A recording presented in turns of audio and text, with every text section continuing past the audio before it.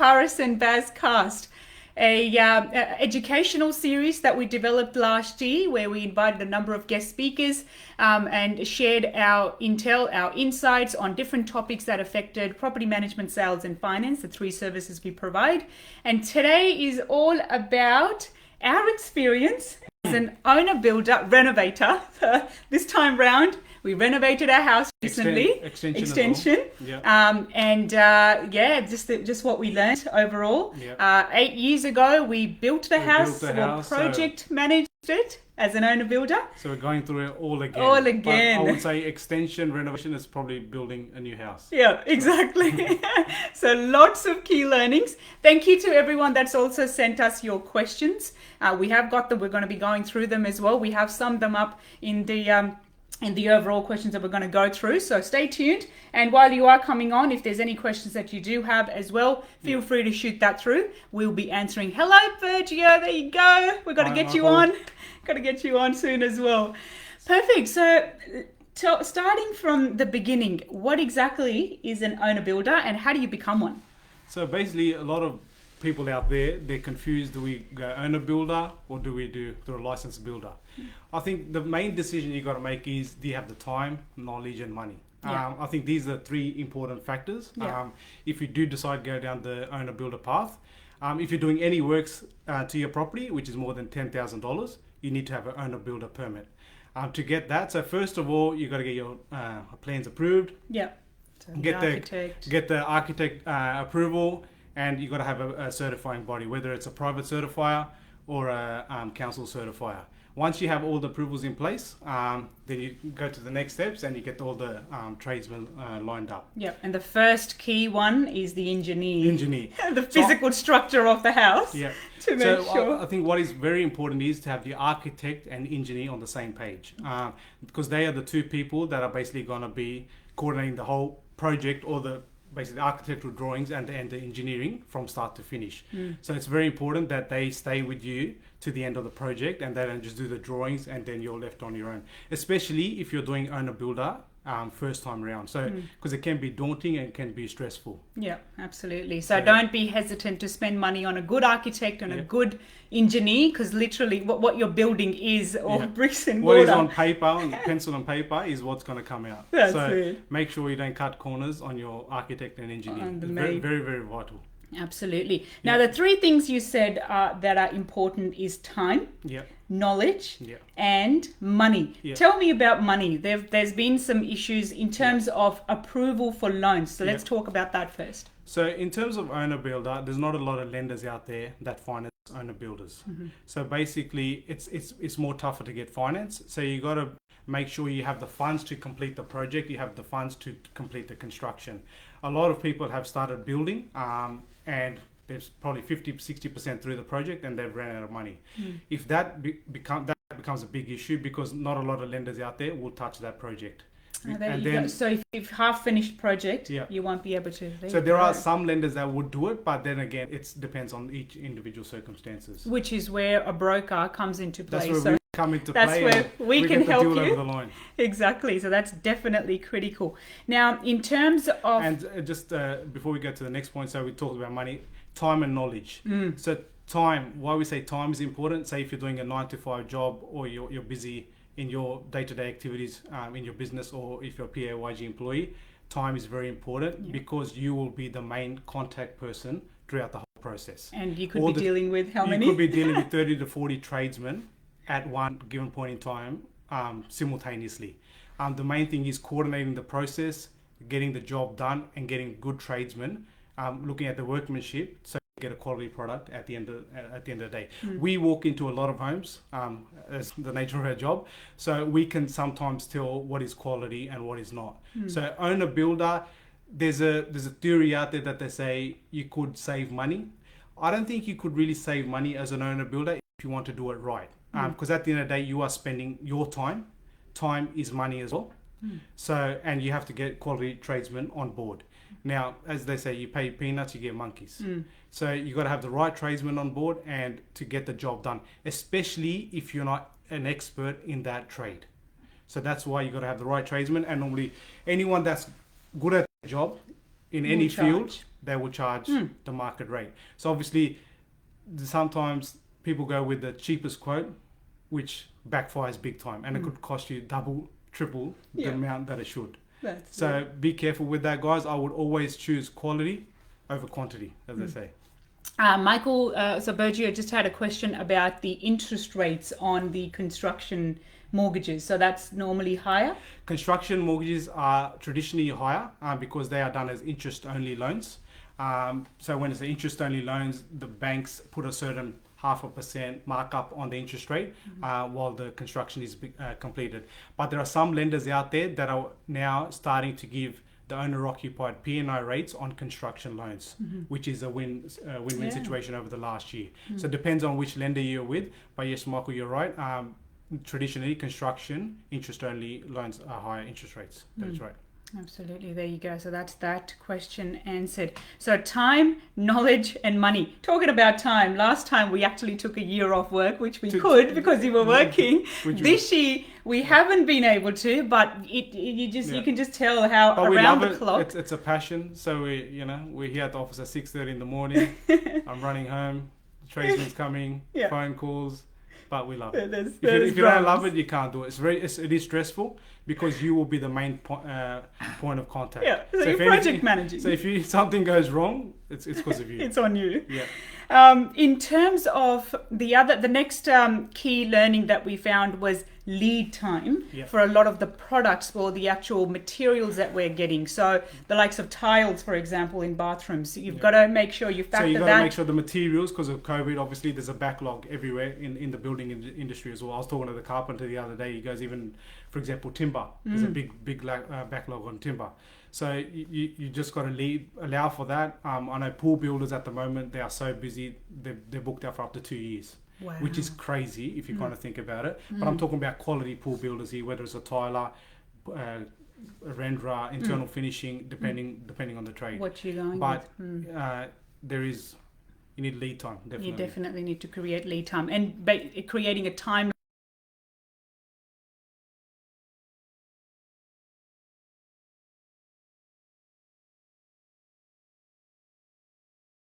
because if you don't line up the trades properly,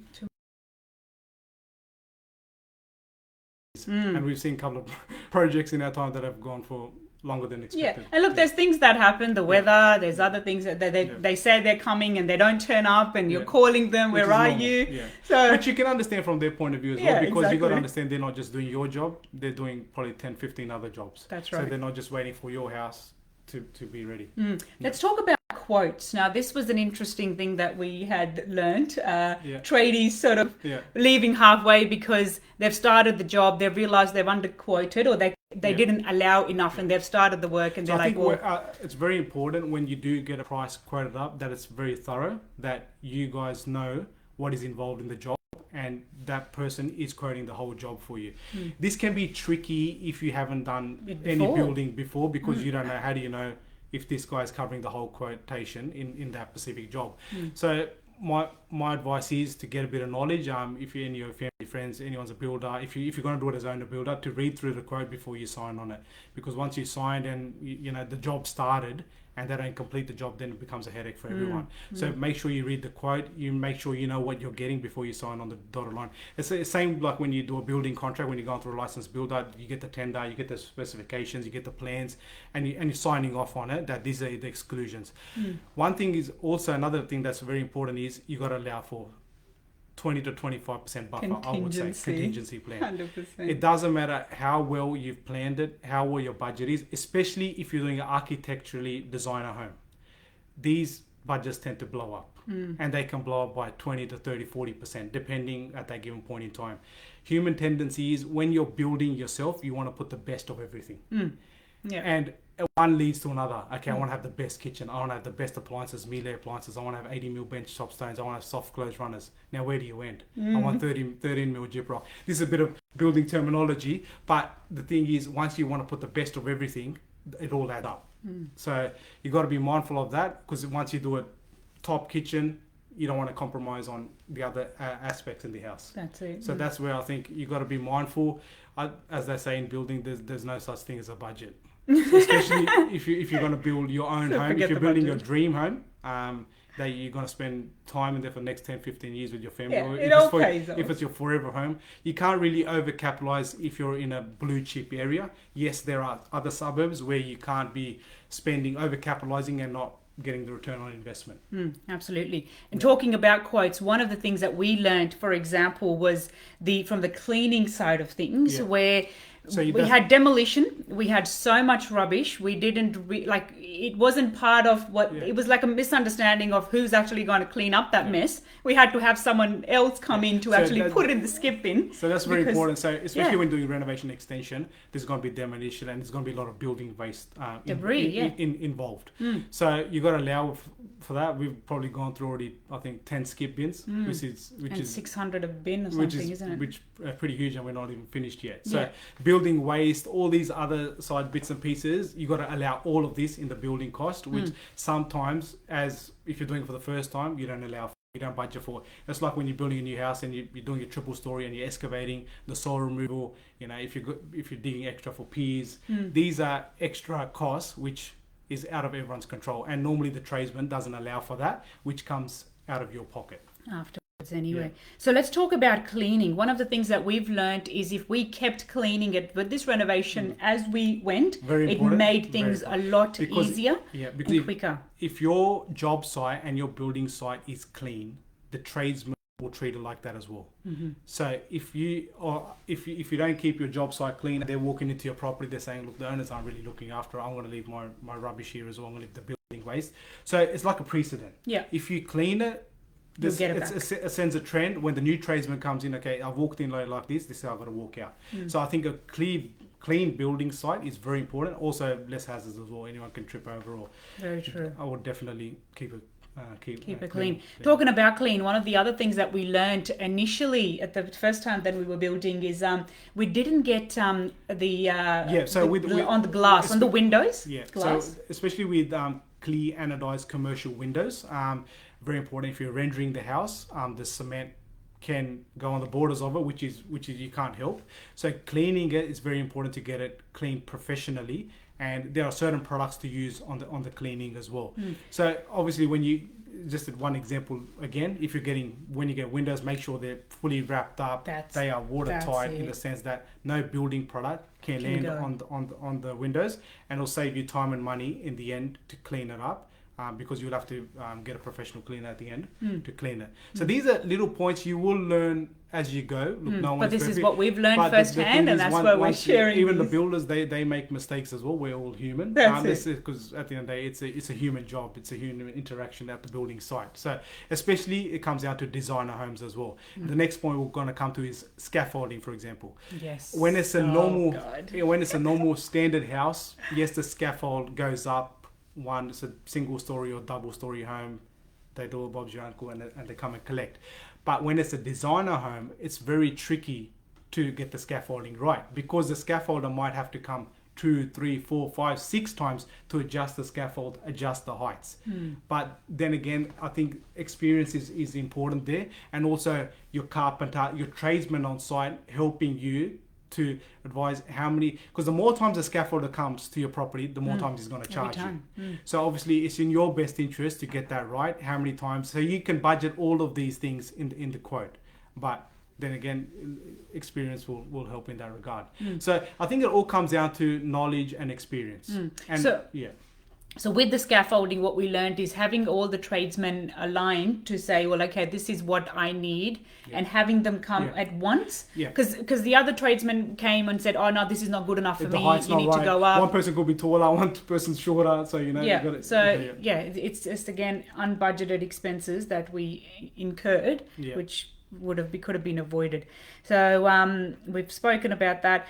Now, the biggest thing that I've found is taking photos as before the shell is put on, specifically, you know, for the pipe work, for the beams. So these things, we took them at the time initially when the house was being built, which assisted us now while we were renovating, Very because important. we knew, okay, this beam is just about here, which allowed you know, Especially less removal at that part of the house, to you know, for example, in the ceiling, you know, instead of having to take the whole ceiling down to see where the trusses. We saved a lot of money like that, especially with designer homes, coming back to that. And if it's a flat roof. What's the difference between a flat roof and an arc roof? An arc roof, the tradesman or the person can walk into the roof and look at the joists of the ceiling and the rafters. Whereas with a flat roof, we don't have access. There's no manhole there. So it's very important to have photos. So you never know if you're ever going to do an extension in the future, renovation. If you have those photos, it's very handy for the new tradesman coming in. Because if you've built 10 years ago and you're going to do an extension now, how do you know which way the joists were running? Where was the plumbing? Where was the pipe work? Electrical? There's a lot of minor bits and pieces. So very important to take plenty of photos and save them when you're building. That's it. No, there you go. And lastly, how have things changed in the 8 years, in your experience? Yeah.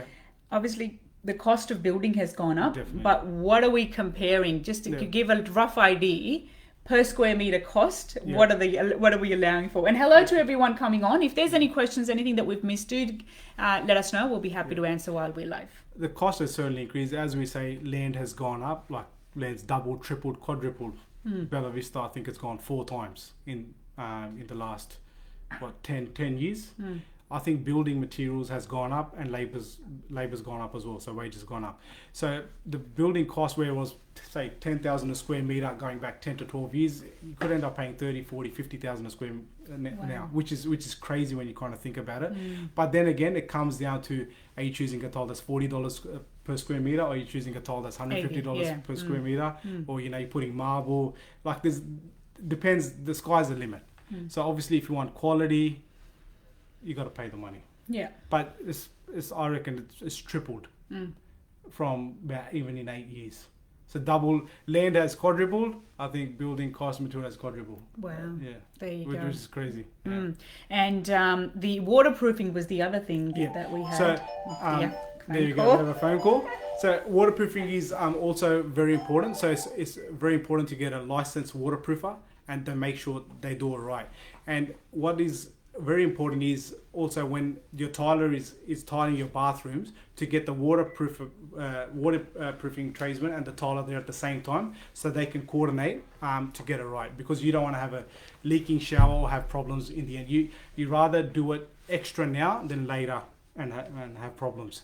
So what I would advise in terms of waterproofing is double waterproofing. For example, in bathrooms, you waterproof the bathroom, you do the tile screed, and you waterproof the tile screed as well. So you got double layer of protection with the angles. That's it. And those are the things that you have problems with afterwards. If it's not done right. It's not done right. So these are some tips for you guys, but if you have any trouble, lots of, let us know. We're more than interesting. happy to help out. We have a lot of quality tradesmen that we deal with. With trial and error, we've landed on them. And we've got a good team. I would say one of the best in Sydney, the tradesmen that we're dealing with. So if you ever guys need any help, any tradesmen, in Sydney-wide, not just the Hills District. They do operate Sydney-wide. Over Sydney. Yeah. And also, you need finance.